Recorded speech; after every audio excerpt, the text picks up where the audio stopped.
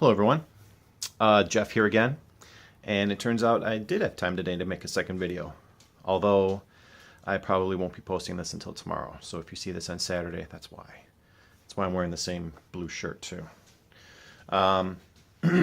Yeah, I finished my CD project today, and I was able to listen to several records while I was doing it, which gave me enough material to generate a spin zone video, so that's exactly what this is. Earlier in the week, I'm just going to get right to it, I listened to this with my wife. This is the soundtrack to the movie 1984 by Eurythmics. This I bought this on Record Store Day. This was a Record Store Day purchase. Don't know a single song on this album, but it's it was really quite good. I mean, some of these are instrumental, but yeah, I like Eurythmics. My wife really likes Eurythmics, so it was a good listen. And I think I showed this when I got it. It's on bright red vinyl, bright shiny new thick record. So there was that. And then I played an album that my my other kid liked. I actually did this while I was doing the sorting for the CDs, but of course, Black Sabbath's Paranoid. This is a Quality Records pressing. You see that? So, you know, the quality is going to be there. Obviously, it's a reissue. There's the back cover. It's a 2-record set. The second disc being unreleased bonus material. Bonus tracks like War Pigs as an instrumental, Paranoid with alternate lyrics, Iron Man as an instrumental. I didn't listen to the second disc, I just listened to the first one. It's really, that's all you need, but yeah, just a fantastic album. And it's comes in nice polyline sleeves with the replica green label, Warner's label. So that's always a good thing. So yeah, I picked this one up. Actually, my wife bought the first 3 Black Sabbath albums, so I listened to the first one a while back. I have this on CD. I'm well familiar with this album. It was just nice to listen to it on vinyl. And I've also got Masters of Reality, which will pop up in a future video down the road, of course. And then I had several, well, not several, just 2 Traffic albums. This one I listened to today. It's called Last Exit. This is the album this is like their 3rd studio album. It's actually half studio and half live. The second side are a couple of live tracks. This came out in '69. What is on here? Medicated Goo is probably the biggest song, most well-known song of this record.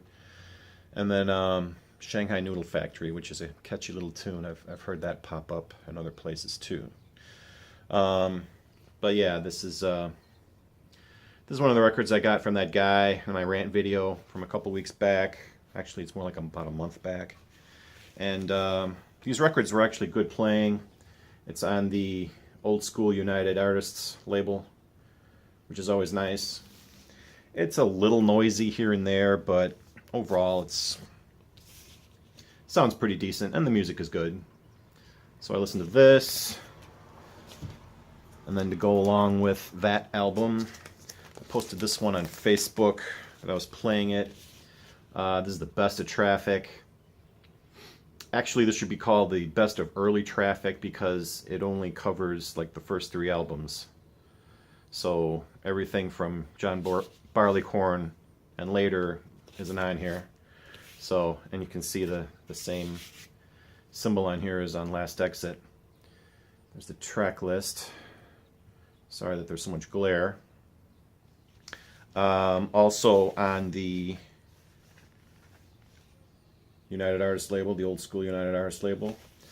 This one also sounds good. Of course, Medicated Goo and Shanghai Noodle Factory are the repeats from the other album, but a lot of these tracks are from the first album, like Dear Mr. Fantasy, Paper Sun, Heaven Is in Your Mind, Hole in My Shoe.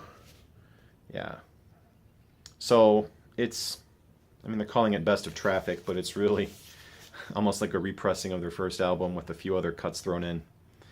But still, early Traffic is great. All Traffic is great. I mean, let's face it. I love these guys. So these two albums were good gets, and they both sound pretty good. Very enjoyable listens. And then I finally finished listening to all my Little Feat albums.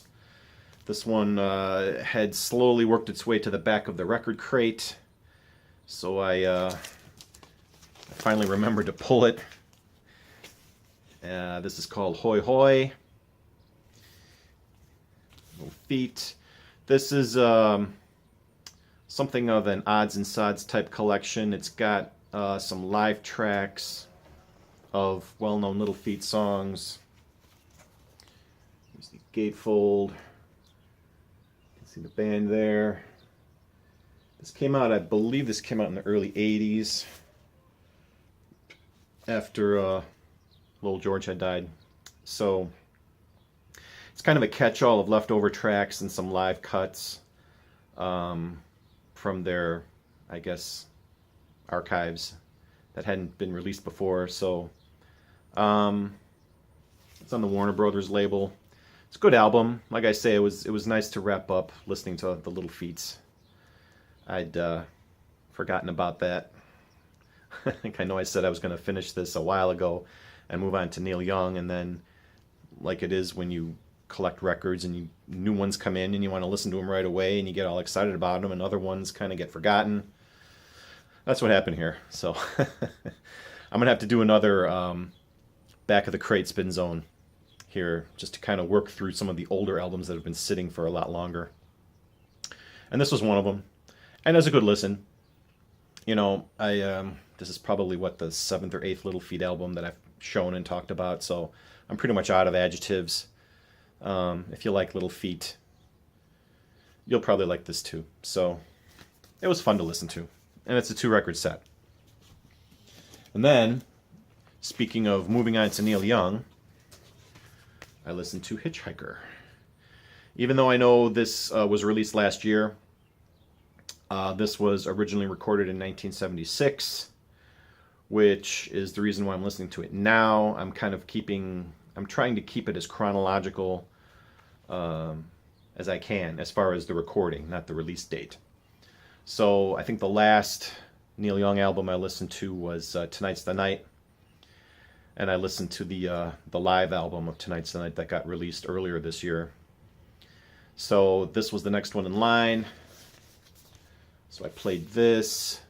This is a wonderful album. It's just Neil and acoustic guitar singing and, you know, basically doing demos. But, you know, for someone like Neil Young, their demos are fantastic and sound like finished songs too. So, I mean, I think just about anybody who's a Neil Young fan has at least heard about this record and kind of knows what's on it. I'll just give you a quick